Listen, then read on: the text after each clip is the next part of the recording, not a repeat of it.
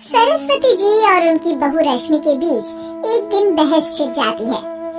आखिर किसका काम ज्यादा आसान है, बहू का या सास का? माँ जी, सास को काम ही क्या है, आपके सारे काम उंगलियों पे तो हो जाते हैं। कुछ भी। हाँ, हिसाब तो उंगलियों पे ही हो जाता है ना।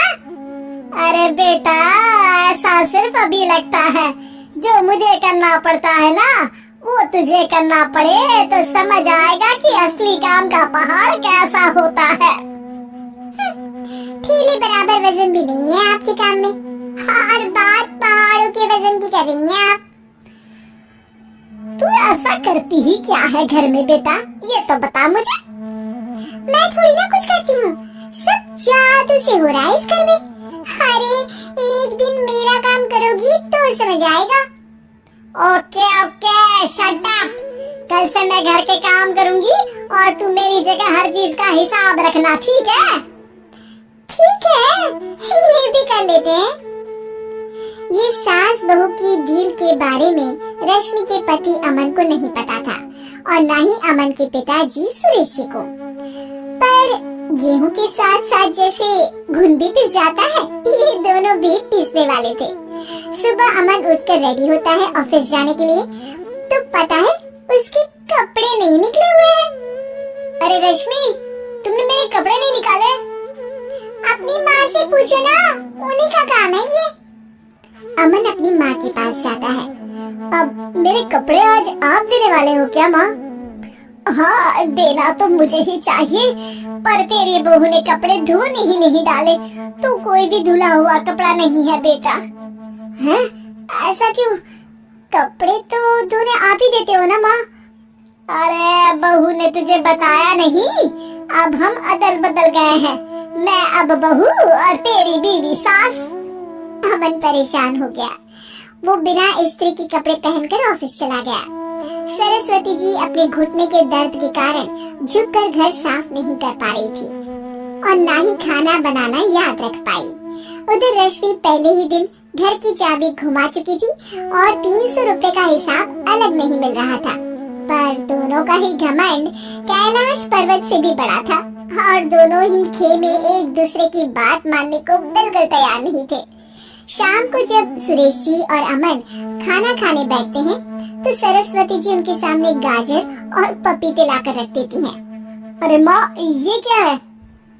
ख्याली पुलाव के साथ सलाद। माँ जी खाना बनाना भूल गई लगता है। अरे एक एक चमन्नी का हिसाब है मेरे पास, खाना बनाना कैसे भूल जाऊंगी? ये तो मैंने पढ़ा था कि फल फ्रूट खाने से सेहत अच्छी रहती है, इसीलिए ये ले एक फल खा ले। रात को सुरेश जी और अमन अपनी मीटिंग बिठाते हैं अकेले में। बाबूजी, इनकी लड़ाई के कारण ना हमें ठीक से खाना मिल रहा है, उल्टा घर के सारे काम रुक गए हैं। हाँ बेटा, 2 भैंसों की लड़ाई में बेचारे खेत के पौधों का भी नुकसान हो रहा है। पर पापा, क्या बताऊं आपको, मैंने माँ को इस महीने की 2 तारीख को बिजली के बिल के पैसे दिए थे। आज बिल भरने के लिए मांगने गया तो पता चला कि रश्मि उन पैसों से गैस सिलेंडर ले आई। अच्छा, तो सिलेंडर के पैसों का क्या हुआ? सिलेंडर के तो कोई पैसे नहीं थे बाबूजी, हमारे घर पर गैस की पाइपलाइन लगी है ना। बेटा, इन दोनों का कुछ करना पड़ेगा, नहीं तो अपने घमंड के चक्कर में पूरा घर बर्बाद कर डालेंगे ये दोनों। अमन और सुरेश जी काफी सोच विचार के बाद एक निष्कर्ष पर पहुंचते हैं।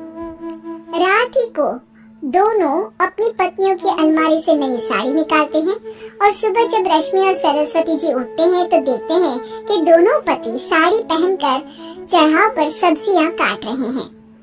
अरे ये सब क्या हो रहा है? क्या हो रहा है मतलब? आप दोनों अदल बदल हो सकते हो तो हम क्यों नहीं? अरे क्या मतलब? नहीं नहीं, मेरी भी बचपन से किसी की बहू बनने की इच्छा थी, तो आज से सरस्वती तुम बड़ी बहू, मैं मिडिल बहू और अमन छोटी बहू। अरे लेकिन सब घर पर बैठ जाएंगे तो कमाएगा कौन? ये घर कैसे चलेगा? अब वो तो भैया या बाकी लोग जाने, अब हमने भी अदल बदल कर ही लिया है तो कुछ नहीं हो सकता। रश्मि और सरस्वती जी को समझ में आ जाता है कि उन दोनों की आपस की डील की वजह से इन दोनों को बहुत तकलीफ हो रही है और उनके ईगो ने दूसरों को कितनी यातनाएं दी है। असल में माँ जी आप सही थी, सास बनना बहुत मुश्किल है।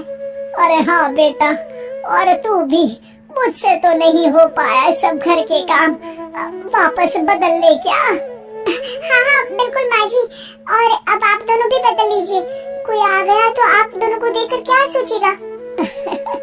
अच्छा है, आप दोनों के समझ में ये बात तो आई, मैं फटाक से कपड़े बदल लेता हूँ।